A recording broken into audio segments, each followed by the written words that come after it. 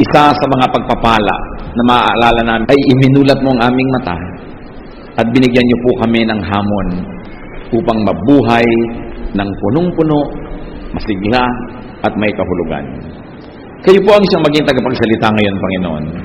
Tungtungan ang inyong paa, ang inyong lingkod, maitaas namin ang iyong pangalan, pinagdiriwang namin ang kabutihan ninyo. Ang mga salita niyo ang nais naming dinggin, kaya mga salita niyo lang nawa ang aming mapagsalusaluhan. Kayo po pa sa langit, aming tagapagligtas, aming Panginoon, aming Diyos, ang maging tagapagsalita ngayon. Basbasan niyo po kami at itaas niyo ang inyong pangalan lamang. Maghari kayo sa aming puso, anuman ang kaguluhan, anuman ang bagay na maring umagaw ng aming pansin sa inyo, isinusuko namin sa iyong paanan. Kayo po ang maghari, magbigay ng kapayapaan. At habang kami naman ay nagtatamasa ng pagpapala mo, nawa Panginoon, ganun din, ilayo mo sa masasamang tao at masasamang espiritu ang aming mga sambahayan, ang mga mahal namin sa buhay na di namin kasama ngayon. Lord, may you speak, do as you will, lead us, teach us. In the name of Jesus we pray. Amen. 5 steps to life. Hindi lang po 5 ang steps na yan, 5 mahahalagang hakbang upang magkaroon ng isang makabuluhan at malalim na kahulugan ng buhay. If the Lord Jesus came so that we might have life, what did He teach His people so that we may attain the fullness of life? 5 steps to life, and one of that, lahat po ito yung mga verbs, alam na natin pero kailangan sariwain, love. Dapat umibig tayo. Dapat magmahal. Hindi pag-ibig, hindi pagmamahal na noun, kundi verb, magmahal, umibig. Dahil, ang tunay lang pong nakapagpapasaya sa tao ay yung minamahal niya. Pag kami nagbigay sa inyo ng isang platong masarap na pagkain, at hindi nyo naman mahal yung nagbigay, maaari magpasalamat kahit matuwa. Pero kung mahal na mahal nyo yung nagbigay, kahit tansan ang lalagyan at ganun kakonti ang nakaya niyang iabot, ay magpapasalamat kayo at nagagala kayo. Iba yung tingin ng nagmamahal sa iyo, iba yung kanyang karinyo sa iyo. Kaya yung tao pong marunong magmahal, yon ang nakakalasap ng tunay at malalim na kaligayahan. Because only those that you truly love can truly make you happy. So, love God. Well, God loves everybody. Those who love God are the ones who really feel that kind of love, and those who love God in return are the ones who enjoy this loving relationship. Mark 12:30, Jesus said, "Love the Lord your God with all your heart and with all your soul and with all your mind and with all your strength." Of course, this is a quotation which was very widely known even in the Old Testament. So love God. Love people. Mark 12:31, once more Jesus says, "Love your neighbor as yourself." Isa po itong hiwaga na parang going to the east by sailing west. That by loving people, by even giving sacrificially to people, that's when we attain the deep forms of happiness, therefore the deeper meaning of living. Those who love attain the highest level of life. No wonder God is described as God of love. Kaya po sinabi sa 1 Corinthians 13, "And now these 3 things remain: faith, hope, love, but the greatest of these is love." Yun talaga ang pinakadakila. At kung tayo po hindi marunong magmahal sa ating kapwa, napakalaki ng pinto ang isinara natin, napapasukan sana ng makahulugang buhay. Napapasukan sana ng maraming kulay, hugis, musika, ng buhay na punong-puno at makahulugan. Another verb, another step to life, give. Give to God. Mark 12:17, Jesus says, "Give to God what is God's." Give to people. Romans 12:13, share with God's people who are in need. So, ito pong pagbibigay sa Diyos, sa ating kapwa, pinanggagalingan ito at pinagbabalungan ng napakalalim na uri ng kagalakan na yun lamang mga marunong magbigay na taos-puso ang nakababatid. Yung mga ibang hindi mapagbigay sa Diyos, sa kapwa, akala nila nakakalamang sila. Akala nila kawawa yung palabigay dahil laging nagsasakripisyo, laging nawawala dahil nabibigay sa iba. Ang hindi po nila nababatid, may kaligayahan yon na yun lang talagang tunay na totoong mapagbigay ang nakakadama. So many people miss out on great happiness, on great meaning of life without even knowing it. So give to people you love. 1 Timothy 5:8, if anyone does not provide for his relatives, and especially for his immediate family, he has denied the faith and is worse than an unbeliever. So inaasahan, itinuturo na mamahalin at bibigyan natin ng maaari nating dapat ipagkaloob yung mga mahal natin sa buhay. But then also, we are not limited to that. Give to people you do not love. In fact, probably people you do not even like. Romans 12:20, if your enemy is hungry, feed him. If he is thirsty, give him something to drink. In doing this, you will heap burning coals on his head. Akala nung iba, sa paggawa ng mabuti, doon sa hindi gumagawa ng mabuti sa atin, doon sa mga kumakalaban sa atin, sabi, you will heap burning coals on his head. Na parang nilagyan mo ng baga na nag-aapoy at napakainit ang kanyang tuktok at tuloy nahirapan siya at naparusahan mo. Subalit kung titingnan po natin yung cultural significance ng kasabihang ito, sa Israel po noon, ang lahat ng bahay dapat ay may apoy. Hindi dapat namamatay ang apoy dahil kung magluluto ka, wala namang posporo, hindi uso yon. At hindi dapat namamatayan ng apoy, maski man lamang ilawan sa gabi, sapagkat ayaw nila ng madilim. Ngayon, kung namatay ang apoy at nawala ng apoy ang isang bahay, anong gagawin niya? Kakatok siya sa bahay-bahay, hihingi siya ng uling o kaya ay ng baga na mainit para maiuwi niya sa kanila at yun ang pagsimula ng apoy niya na gagawin sa kanilang kalan. Kaya sabi, ang pagbibigay, maging doon sa iyong kaaway, ay parang ganito. You heap burning coals on people's head, not to torture them because you put the coal on a pot. Inilalagay naman niya sa isang palayok o isang sisidlan, kundi binibigyan mo siya muli ng pag-asa. Binibigyan mo sila ng tulong at binibigyan mo siya ng muling kahulugan ng buhay. At kung taglamig, ay binibigyan mo ng init ang kanyang buong tahanan. So hindi ito para manadista, kundi para tunay na maging matulungin.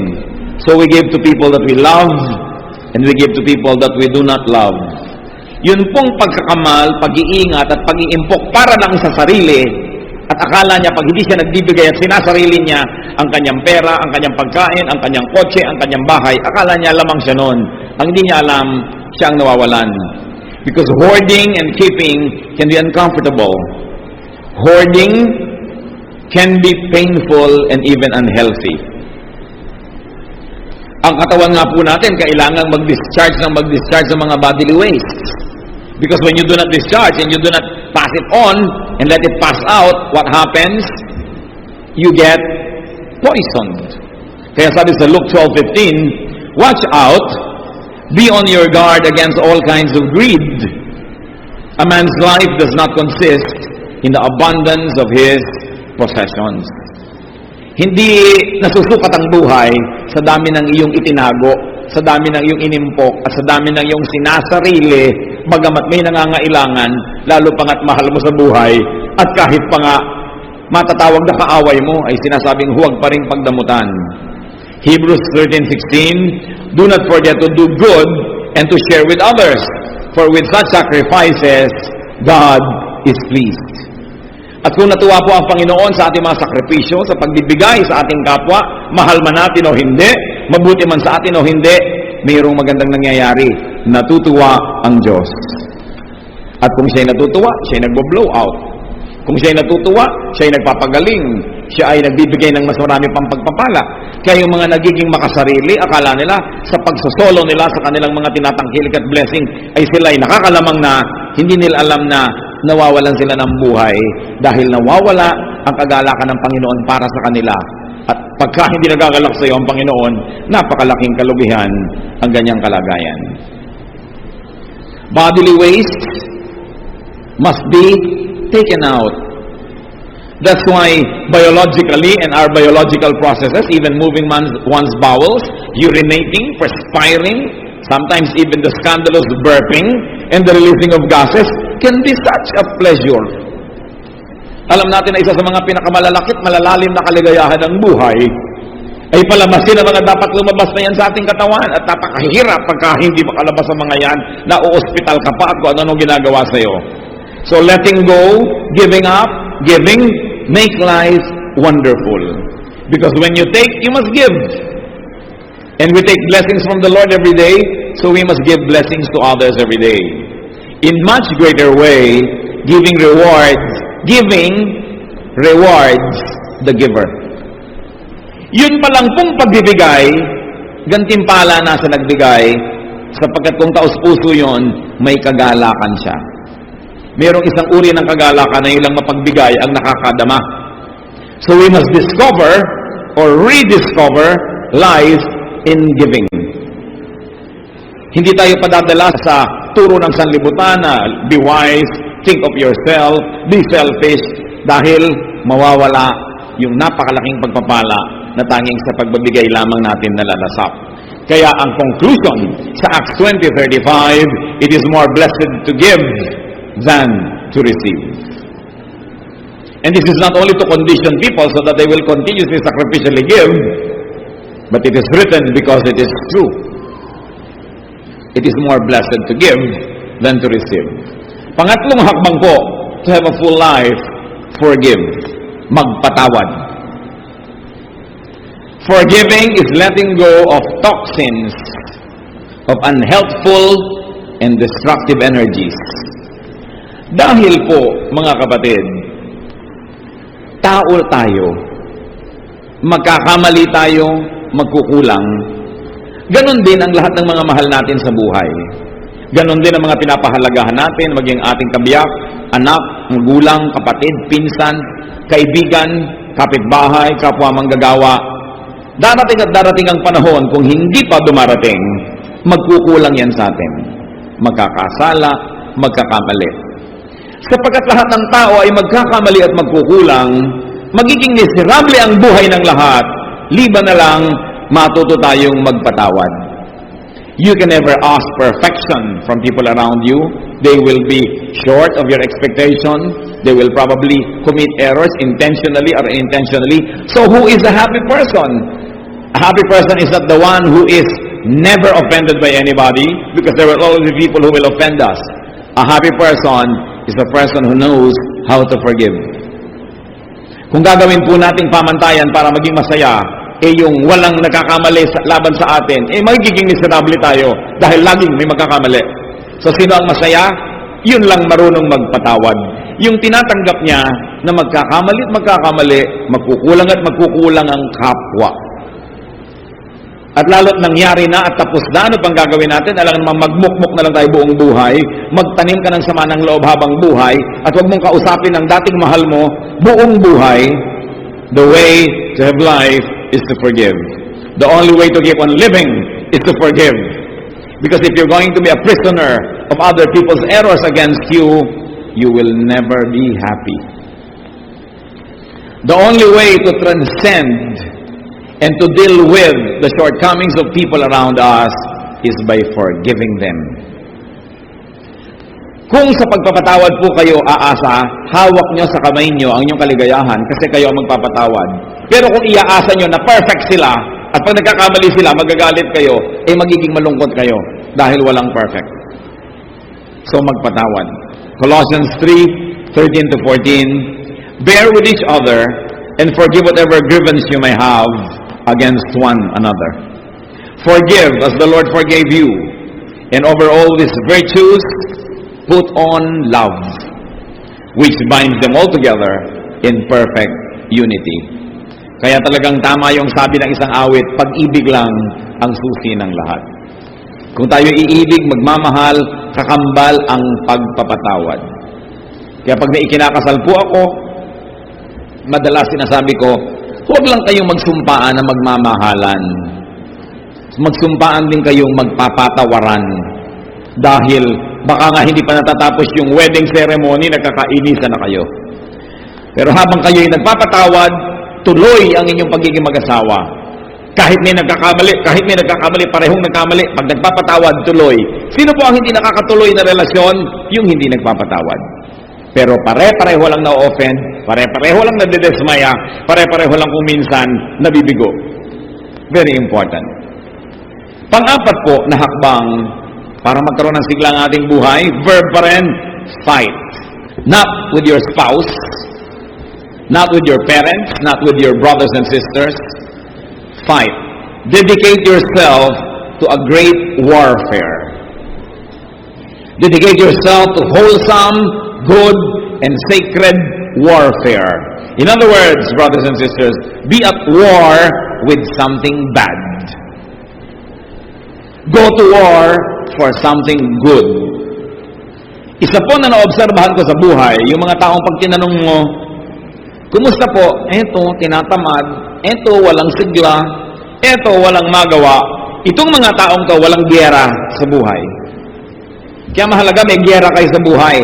Even God is at war with evil. So the people of God must be at war. We must be at war with something bad. And we should go to war for something good. So dapat meron po tayong cause. Meron kayong isang adhikain. Meron kayong sinasalihang isang movement o isang bagay na nais baguhin ang mundo, ang buhay, o mga aspeto ng buhay. Like, gusto nyo bang masugpo? Halimbawa, yung pagtitinda ng sigarilyo sa mga kabataan. Gusto nyo bang masugpo ang pagtitinda ng drugs sa kahit kanino man? Isang cause yan. Gusto nyo bang linisin ang lahat ng ilog ng Pilipinas? Linisin ang Laguna de Bae? O kaya linisin ang ilog Pasig? Gusto nyo ba na arugain ang mga taong lansangan? O kaya ay wakasan ang trafficking of children and women? O kaya ay wakasan ang pagkalbo at walang habas sa pagsira sa ating kalikasan? Dapat may gyera kayo sa buhay. Kasi kung wala kayong gyera, araw-araw, nagtataka kayo kung ba't kayo buhay. Dedicate yourself to a cause higher than yourself. Dedicate yourself to a cause higher than your daily existence. Ang buhay niyo po ba ay pumunta na sa level na araw-araw, ang iniisip niyo lang, ano kaya ang maiulam natin ngayong araw na to? Pagdating sa bahay, ano ang ulam? Ano kaya ang lulutuin natin ngayon? Pag yun na lang ng yun ang inyong iniisip, ibig sabihin, wala na kayong gyerang mas malaki pa kesa sa inyong pang-araw-araw na buhay. At mag-uumpisa na kayo na tamarin, humina, mawala ng sigla.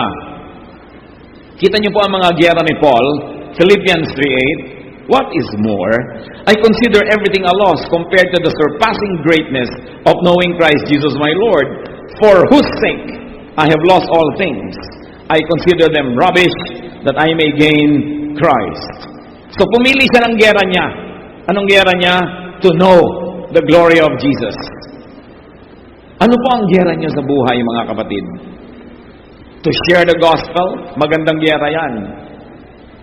To get ourselves corrected by the Spirit of God more and more, magandang gyera yan.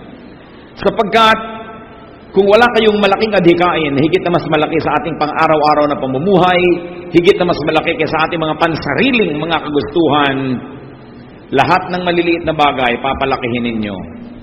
Ang mga mag-asawang nag-aaway dahil sa mga walang kakwenta-kwentang bagay, because there is no greater cause that binds them, that commands their energies and their dedication. And you know that in the absence of big things, small things become big to small minds.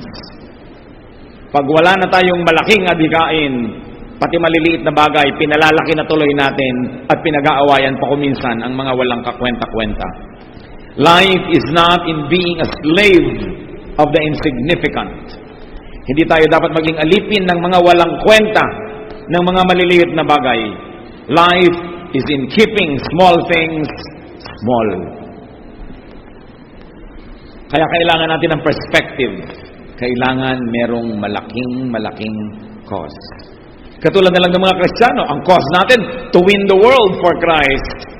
So dapat marunong tayo magpasensyahan, magpatawaran at magtanggapan sa isa't isa kahit hindi tayo lagi nag-agree sa ating mga theology dahil may mas malaking cause to win the world for Christ. But people who forget that big cause get embroiled in tiny, little, insignificant, and sometimes very, very unimportant struggles, sadly, against each other. So, fight.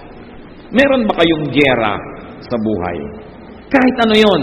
Gusto niyo bang i-preserve ang lahat ng mga ancestral houses ng Pilipinas? O gusto niyo ba na ipaglaban ang karapatan ng mga api? O kaya linisin ang pamahalaan? Dapat meron tayong giyera. Hindi pwedeng wala kang pakialam, sapagkat ang pakikisangkot, ang pakikialam, ang siyang nagpapatibay, nagpapasigla ng ating buhay. And finally, another step to life, dream. Mangarap. Desire. Chase your rainbow. Ano po ang ibig sabihin ng buhay na parang wala ng kahulugan? What is the life that may be considered over? That is an unhappy life.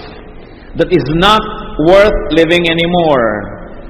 It is a life with all its dreams, aspirations, and desires behind it. Ang buhay na wala ng katuturan ay yung buhay na ang lahat ng pangarap at hikain at minimithi ay tapos na at nasa likuran na at nalampasan na. Wala ka na ngayong hinaharap. Hindi tayo dapat nauubusan ng hinahabol ng mga paru-paro, hinahabol ng mga pangarap, maski pa man tayo ay may edad na. Ano naman ang iintayin ninyo kung may edad na kayo, nakainin na lang tayo ng lupa? Habang nabubuhay pa tayo, meron pa tayo dapat mga pangarap, meron pa tayong mga gustong gawin, at meron pa tayong gustong ma-accomplish. Then and only then will life have meaning. Kaya marami po kuminsan sa mga taong may edad na, hindi pa dapat magkasakit, nagkakasakit. Hindi pa dapat humihina. Hindi pa dapat lumulungkot. At hindi pa dapat namamatay na tuloy dahil wala ng pangarap. Dream. Dream on. Achieve. Hindi mo sasabihin, tapos na ako sa lahat. Nagawa ko na lahat. Tapos na ako lahat. Pero buhay ka pa. Alam ka naman nagkakamali ang Diyos. Meron ka pang katuturan at meron pang dapat gawin. Philippians 3:13-14. One thing I do, forgetting what is behind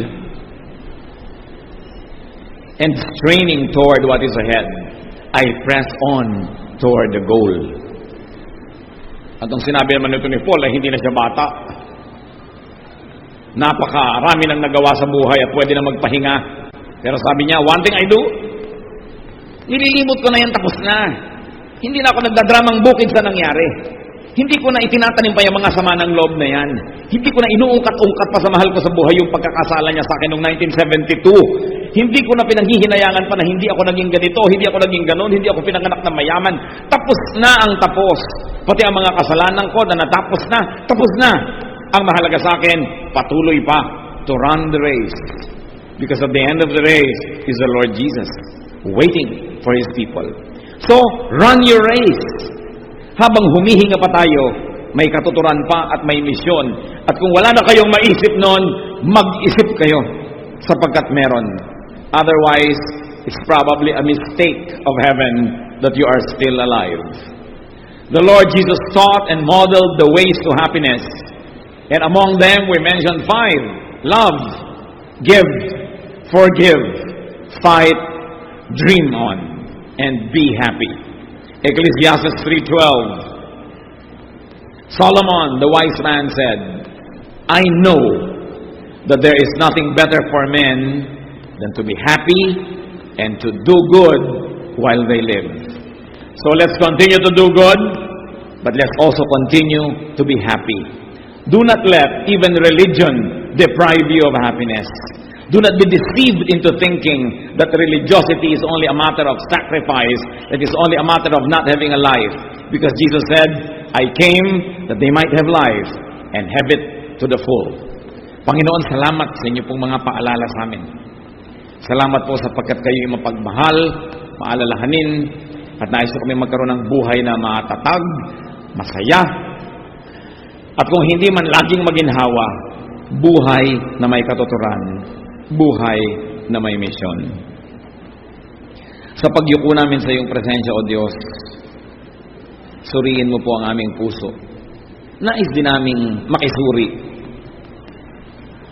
Ipakita mo sa amin, Panginoon, kung masasabi namin ang buhay namin ay may katuturan, and it's exciting, and there is so much to do, o kaya masasabi namin ang buhay namin parang wala ng kahulugan, parang wala nang nangyayari, parang walang direksyon. Kung kayo, kapatid, kabilang doon sa pangalawang grupo, na masasabi niyong parang wala na akong direksyon, hindi ko malaman ang gagawin ko, parang walang excitement ang buhay, nais kong manalangin para sa inyo. Yumuko kayo sa presensya ng Diyos, saan man kayo naroon ngayon. Hihingi tayo sa Diyos ng isang mahimalang paghipo, na makita nyo ang maaring hindi nyo na pagpapapansin kung ano pa ang mga misyon na dapat natin gawin sa buhay. Panginoon, kung meron sa aming kalagitnaan, sino man